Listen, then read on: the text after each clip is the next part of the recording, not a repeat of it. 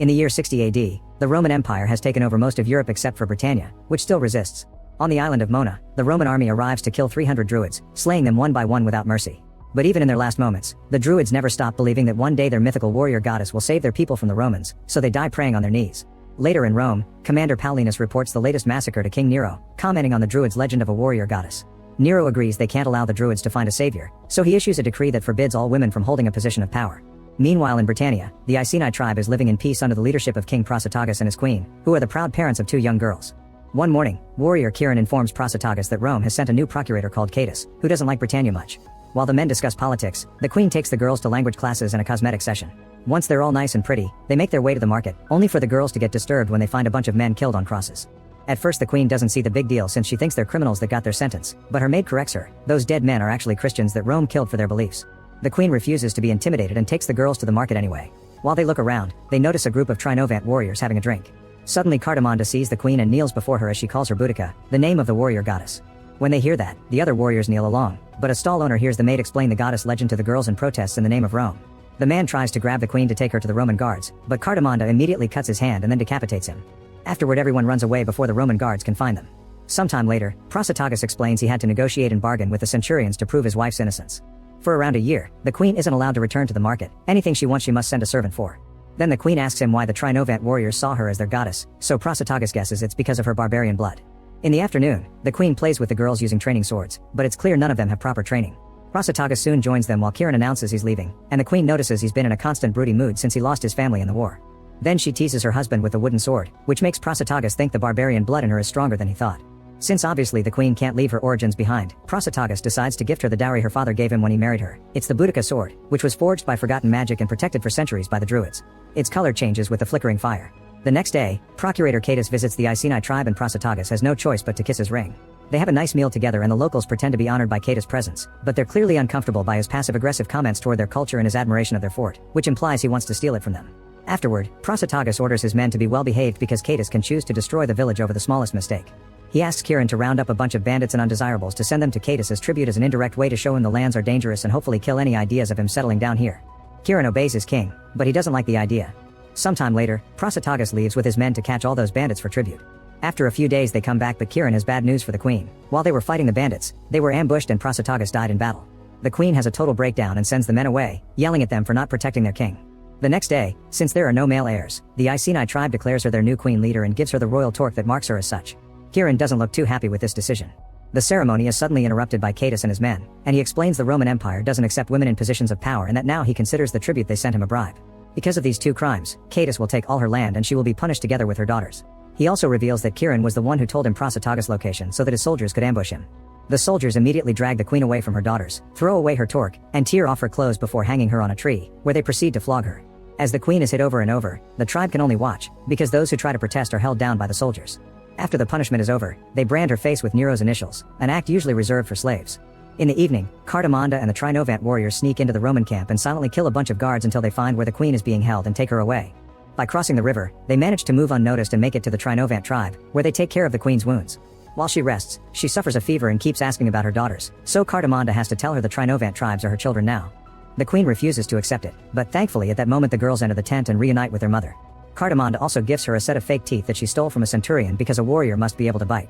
A few days later when she's finally feeling better, the queen leaves the tent and discovers the warriors are training her daughters to fight. She asks them to take a break so they can spend some time together and learns that Cardamonda used to have children too, but they were killed by the Romans. The girls also explain that in the eyes of the Trinovant tribe, the mark Catus gave her brands her as their leader and that her duty is to bring the tribes together to fight the Romans. The girls even tell her that she has no choice. Later, the queen decides to train with a dummy, but her movements are clumsy. Luckily one of the warriors joins her and guides her on how to hit correctly. Their training session is interrupted by Cardamonda, who brings her the Boudica sword.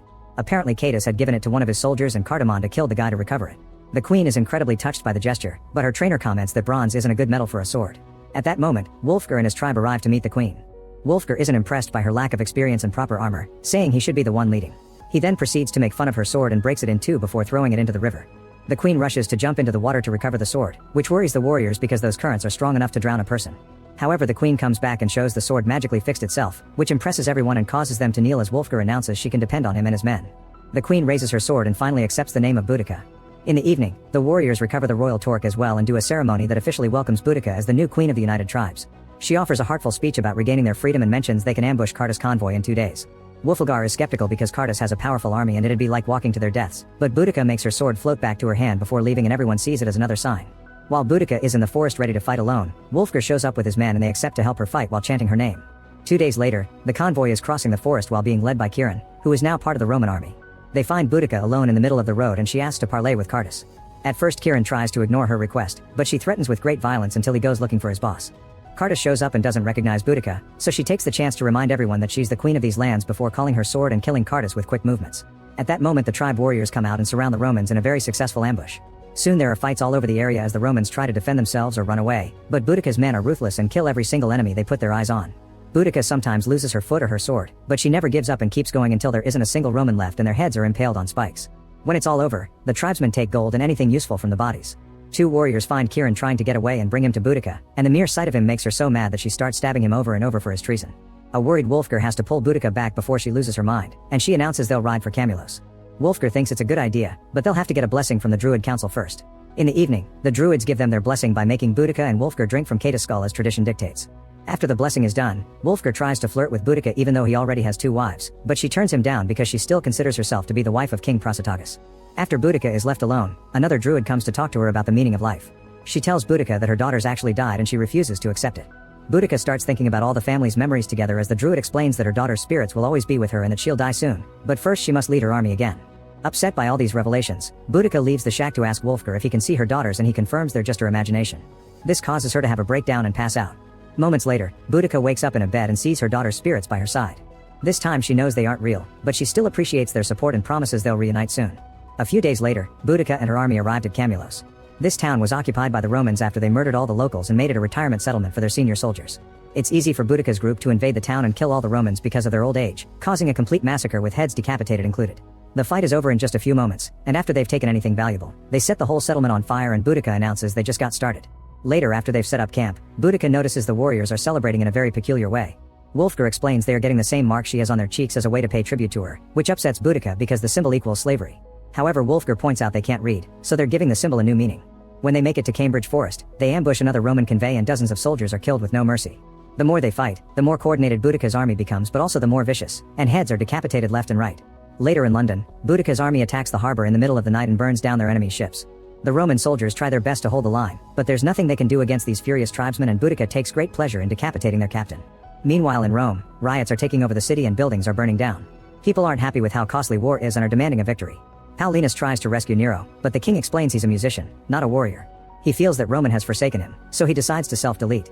Paulinus is devastated to see his king die, but he swears to bring the victory that Rome needs and tells his troops they'll be sailing in the morning. Soon the news of Nero's death and Paulinus' trip reaches Britannia, and the tribesmen are worried because the king's army is more powerful than average guards. Wulfgar has a chat with Boudica, explaining that the tribesmen need to recuperate and that winter is coming. Fighting now would mean walking to their deaths, so he thinks the best course of action is to return in the spring with more men from the north.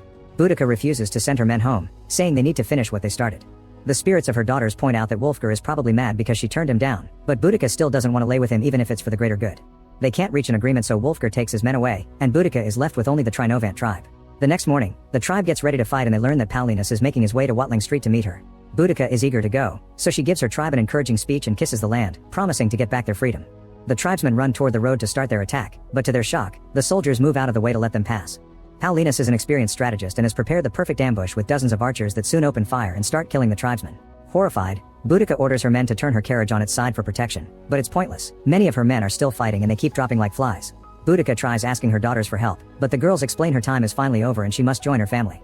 She decides she doesn't want to die like a coward and Cartamonda shows her support, so Boudica gives her orders and everyone comes out to go down fighting. At that moment they hear screaming from the forest and discover that Wulfgar has come back with his men to help, surprising the Roman soldiers from behind and using their own crossbow to fight. Romans start falling all over the place, but their numbers are still greater, so soon both Wulfgar and Cartamonda fall in battle. Boudica suffers from seeing these deaths and furiously kills as many Romans as she can, but her daughters remind her it's time to reunite with her family. While she's distracted by their spirits, Boudica is hit by an arrow and the Romans take the chance to surround her, killing her with multiple stabs. As she dies, Boudica thinks of her family and her soul reunites with them in the afterlife. At the present time, there's a statue of Boudica and her daughters in London.